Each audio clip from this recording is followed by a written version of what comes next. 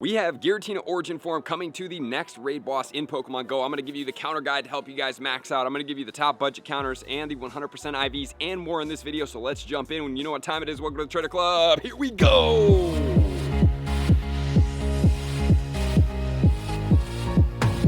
Giratina Origin form is coming to raid battles on Thursday, the 27th at 10 a.m. local time. And it's going to be here for virtually 2 weeks all the way until November 7th at 10 a.m. local time. So we already have the altered form and the Origin form. They do share XL candy. So if there is one in specific that you maybe have that you've rated more for and you don't really want that one to power it up, you can totally choose whichever one you do want. So this Pokemon is going to be consistent with its weaknesses and strengths as far as Giratina altered form and the Origin form, because they are both dragon and ghost type Pokemon. However, this one's stats are slightly different. It is going to hit a little bit harder, and we're going to get into everything you need to know. This one maxes out at 4164 with an attack of 225, a defense of 187, and a stamina of 284. So this one is a little bit more favored to the attack as opposed to the Giratina altered form, and this one does have a more powerful move. Obviously, the shiny will be out. It is a fantastic Pokemon, and if you guys do want to see the best of the best to see where does this Pokemon sit as a ghost type attacker, because just remember, when catching it will have Shadow Force as well. You're going to want to check out the video up here. And also, if you do want to get into more raid battles, you can definitely check the pinned comments below. Jump into the Discord totally free, or get more premium access to raid battles through the Patreon. And also, if you guys do want to check out my brand new merchandise, which is going to be a limited edition shirt for the Halloween season, it is totally in stock. You can get it today. It is going to be trainerclub.shop. We have the brand new Shiny Luck shirt that is going to have glow in the dark ink. Yes, first time ever. And there is also going to be 15% off all the way until Wednesday evening. So check that out. Also in the pinned comments, everything you need about Pokemon Go and Pokemon merch is down there. So this Pokemon is going to be weak to 5 things, which are going to include Ghost,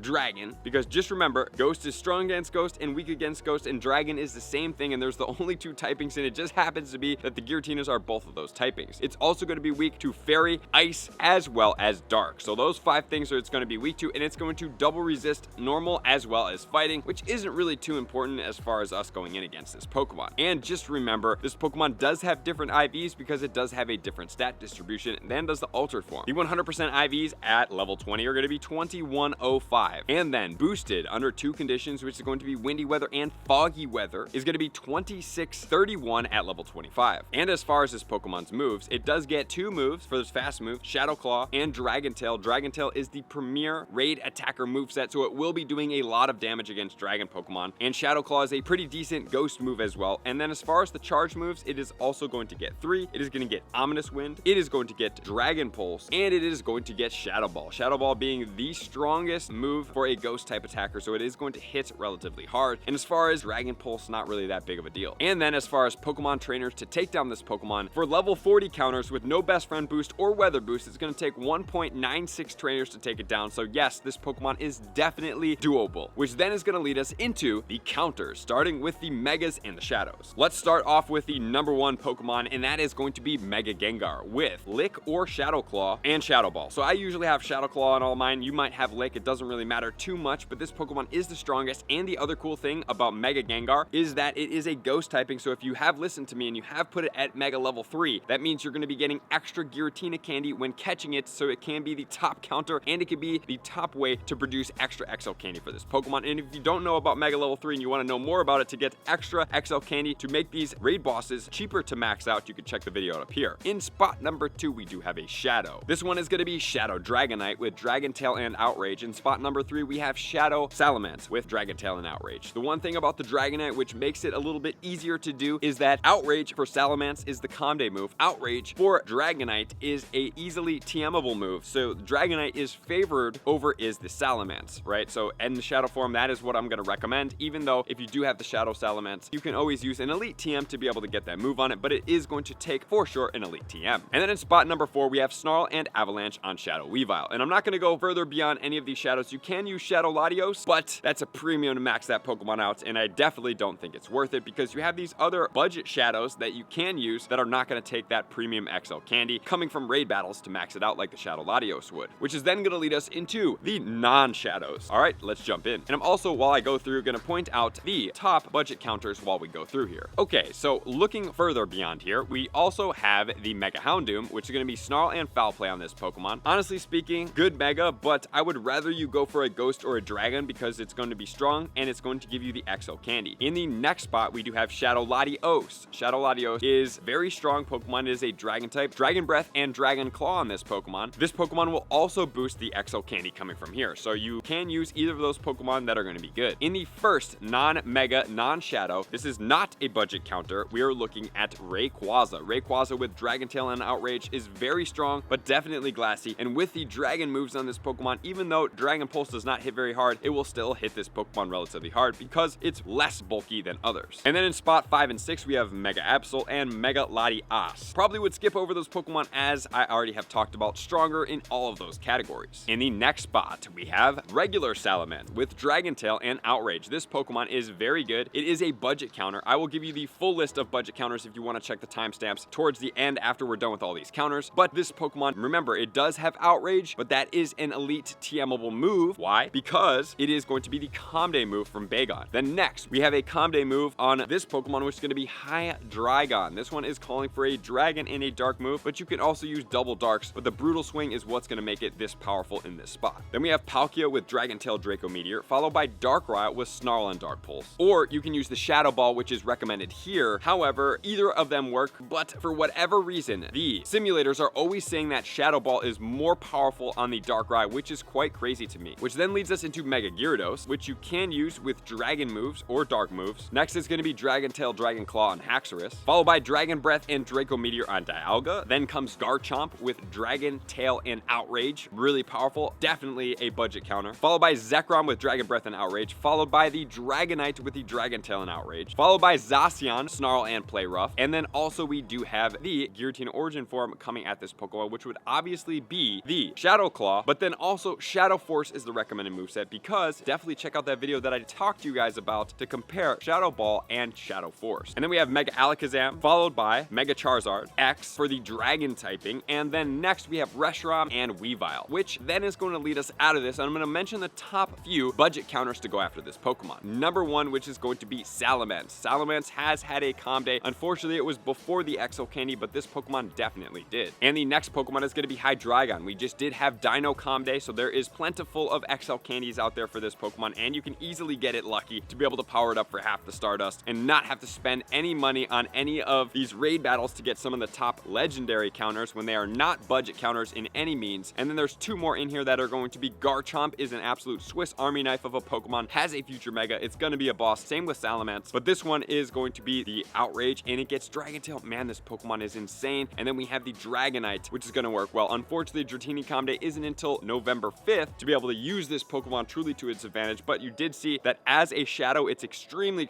strong, and then as a regular, it's also really strong. Not quite as strong as that Shadow, but it is still there, and it doesn't require the Calm Day move, because the Calm Day move is actually Draco Meteor, which is actually not nearly as good as its regular moveset, which is actually a blessing in disguise for all of us. So then, we are now going to talk about the weather conditions of this Pokemon. So, the Pokemon that we are going to use in the right weather conditions are as follows. In the cloudy weather, it is going to boost all of our Fairy type counters, but just remember, guys, we really didn't cover too many Fairy counters in any of the guides here, so that is one thing to mention. The next big condition is going to be foggy weather. Foggy weather will boost the Giratina all the way to level 25, and it will boost all of our Ghost type counters and all of its Ghost type moves. And then also in the foggy weather, it's going to boost all the Dark type counters, so this is going to be a quite good weather condition for us and not for us at the same time. Which then in the next position, we do have the snowy weather. Snowy weather is going to boost all of its Ice type counters, right? So that is going to be good for us. And then finally, the windy weather is going to be great because it's going to boost all of our Dragon type Pokemon. It's going to boost the Giratina level 25, and fortunately, Giratina doesn't really have too many good dragon moves, so it's really not going to be that big of an effect. So what are we going to do with this Pokemon? Get out there, watch the best of the best that I did put up there in the cards, and make sure you know if this Pokemon is going to be worth your time, energy, resources in meta attackers and for Go Battle League to see where this Pokemon does sit. So thank you guys for tuning in as always. To all of my likers, comments, subscribers, Patreon members, everybody takes their support, subscription, and participation to the next level. See you guys out in the next video. Peace.